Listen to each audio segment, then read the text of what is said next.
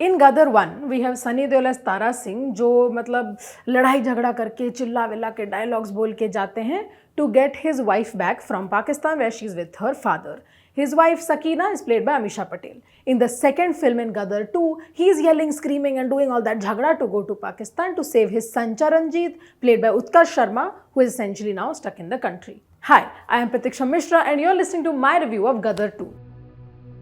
The thing with Gadar 2 is that it's Gadar 1. Gadar 2 is just Gadar ek Prem Katha, but somehow worse. Gadar ek Prem Katha, I think released in 2001. Sure, there's a lot of criticism that the film had, but there was still something, there was still some kind of feeling in that film that made it a cult classic, right? In Gadar 2, that feeling does not exist. At least the Gadar Ek Prem Katha songs were great. Some of the characterization was good. There was at least some subtle anti-war messaging. None of that is there in the second film. The second film is, if not louder, even more melodramatic. The dialogues are even more screamy and preachy. And that's just not the route you would think a film directed in 2023 would take. Tara Singh is fully Tara Singh. He still played as Tara Singh. He, uproots infrastructural things. He yells, throws things at people, isn't afraid of anything. I still cannot, though, kind of buy into the nonsensicalness of this film, because जब उसके सामने लोग बंदूक, तलवार वगैरह लेके खड़े हैं, why are they just waiting for him to uproot a hand pump? And then running away? It makes little to no sense. I understand that this man is very, very strong. Is he invincible? Just in the action genre itself, it makes absolutely no sense. एक suspension of disbelief का भी limit होता है ना कहीं. Amisha Patel's character Sakina had some kind of charm in the first film, but doesn't have, first of all, that charm or anything to do in the second film. Gadar 2 की जगह, if you just watch Gadar 1, you will have missed nothing in the second film. And that's the thing. Why would you kind of have a reprisal of a film if you have nothing new to say? The second film is set in 1971, or at least close to it. The war is imminent, and इसी बीच में what happens is that Tara Singh gets involved in something happening at the border and taken to Pakistan. इसी बीच his son Charanjit decides कि मैं जाके उनको बचा के लेके आऊँगा. Fair, that I think is the staple plot of the film, understandable. उसके बाद in Pakistan he finds a love interest in Muskan, played by Simrat Kaur. And then he, for some reason, is given a character where he starts behaving like some of Bollywood's great legends like Dilip Kumar and Rajesh Khanna. And why would you attempt that in the first place? It's mind-boggling to me. It is mind-boggling.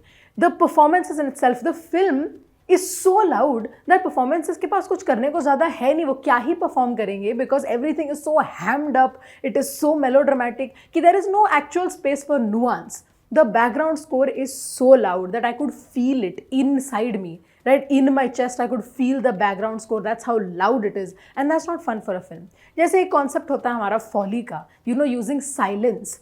Both of those have lost all and utter meaning in this film. There is no silence. कभी कभी तो loud dialogue के लिए अलग से loud background music भी है. And it's a lot. It's a lot to take in. Especially sometimes when you're like, oh, the film is ending. It is not ending. Something new happens, which has already essentially happened before. Especially losing Amrish Puri as a villain is a huge loss to the film itself, because what a villain he made in the first film. He was so domineering and enraged and just, he's such a good villain in general. यहाँ पे that kind of, वो जो रुतबा है उनका is just fully missing, because without a good villain, then how do you make a good film? The only thing working for Gadar 2 is the little nostalgia that we get from Gadar 1. क्योंकि fully Gadar 1 के scenes are in this. जैसे if Tara and Sakina are looking at each other, they will remind you that they looked at each other like this where in Gadar 1.